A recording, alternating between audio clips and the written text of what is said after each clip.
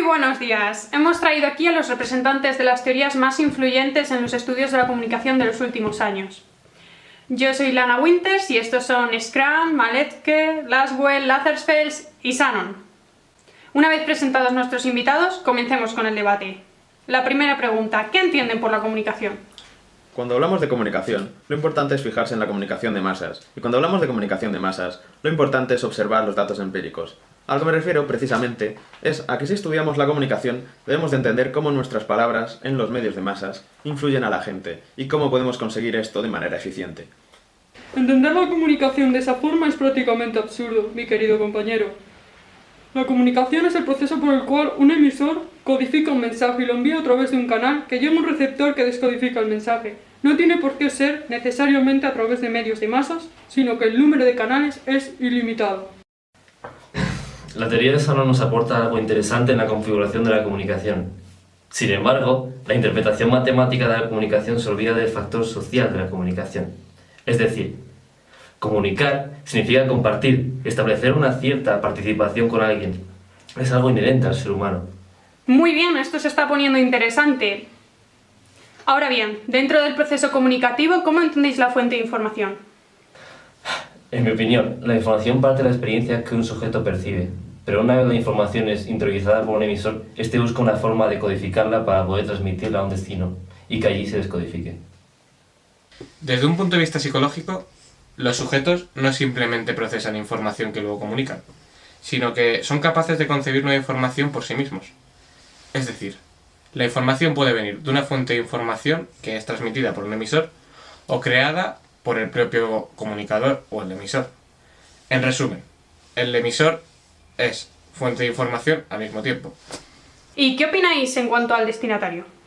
El destinatario, en mi opinión, es simplemente el receptor de la información, ya que en el proceso comunicativo, el receptor es un sujeto pasivo que simplemente adquiere la información. Francamente, parece una visión simplista de lo que es la comunicación. Es necesario tener en cuenta el papel activo del destinatario.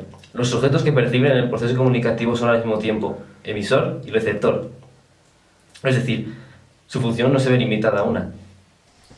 Personalmente, yo estoy de acuerdo con Schramm. Fuente y destino son ambos sujetos con competencia comunicativa, entendiendo competencia comunicativa como la capacidad de producir e interpretar mensajes de forma razonable y contextualizada, además del conocimiento implícito de normas psicológicas, culturales y sociales. Esto es precisamente lo que favorece la eficacia comunicativa. Perdone que lo interrumpa, Malecke, pero si la teoría matemática nos ha enseñado algo es que las dificultades en el proceso comunicativo están dentro del canal de transmisión de la información. Y se las conoce como ruido. A esto le añadiría la investigación de varios métodos que permitiesen la eficaz transmisión del mensaje, como es la redundancia en el proceso comunicativo. Estaría de acuerdo con lo que usted acaba de mencionar si estuviéramos hablando de máquinas, pero estamos hablando de seres humanos. No niego la existencia de ruido técnico en el canal que se utilice en el proceso comunicativo, pero no es la única clase de ruido que existe en el proceso. También puede existir ruido semántico, fruto de las diferencias entre los individuos. La existencia del ruido semántico es algo que forma parte del contexto en el que se lleva a cabo el proceso de intercambio. Por lo tanto, toda clase de ruido entre el proceso es extrínseco al emisor y al receptor, quienes están determinados por su función. No estoy para nada de acuerdo. Partiendo de lo ya mencionado antes, los individuos que participan en el proceso comunicativo también son capaces de crear información, y lo único que les distingue es su competencia comunicativa. Si tenemos en cuenta los estudios realizados por Pitt y Saussure, la información se entiende como el sentido que el individuo le da a esta. Precisamente el sentido viene dado por el contexto en el que se lleva a cabo el proceso y los agentes comunicativos.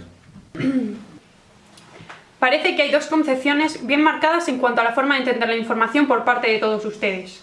Podemos observar claramente una disyuntiva entre los dos modelos, el del sentido y el informacional, y por lo tanto hay un claro enfrentamiento entre el modelo lineal y el circular. Por lo tanto, pasemos al siguiente tema a debatir. Lasswell, ¿qué opina usted de los medios masivos? Los medios masivos de comunicación tienen una gran influencia sobre los individuos, ya que se produce de forma directa y unidireccional. Es decir, los individuos reciben estímulos, los cuales actúan directamente sobre sus emociones, sin ninguna forma de resistencia o filtro, debido a este gran vacío que se crea entre el estímulo y la respuesta. La manipulación de los medios existe. La comunicación a través de los medios no es algo tan directo como usted está diciendo.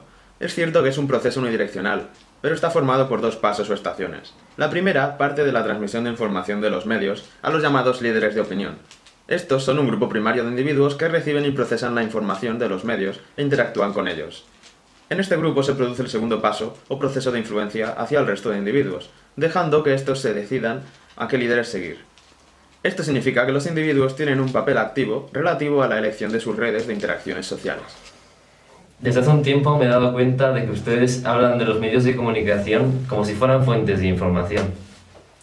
Con esto no quiero decir que esta sea su forma de pensar. Los mass media son receptores de acontecimientos. Estos llegan al medio a través de diversas fuentes. Entre ellas está el feedback de la audiencia. Sí, aunque les duela reconocerlo, es un proceso circular en cierta forma. Una vez los medios se hacen con la información interpretada por ellos, se encargan de codificarla para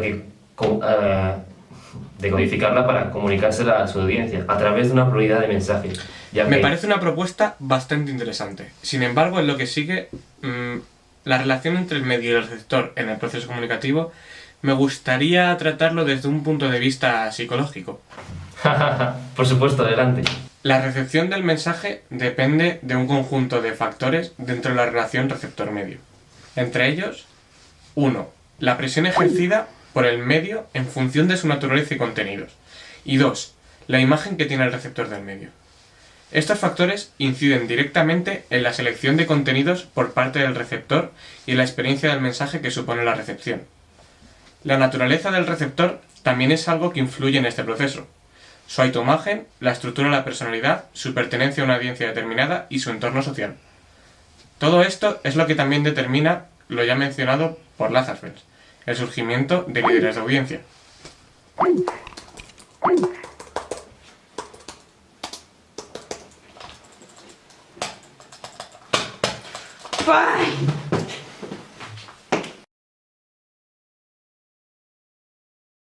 Parece que el problema estaba relacionado con el ruido técnico. Seguro que era Shannon haciendo de las suyas.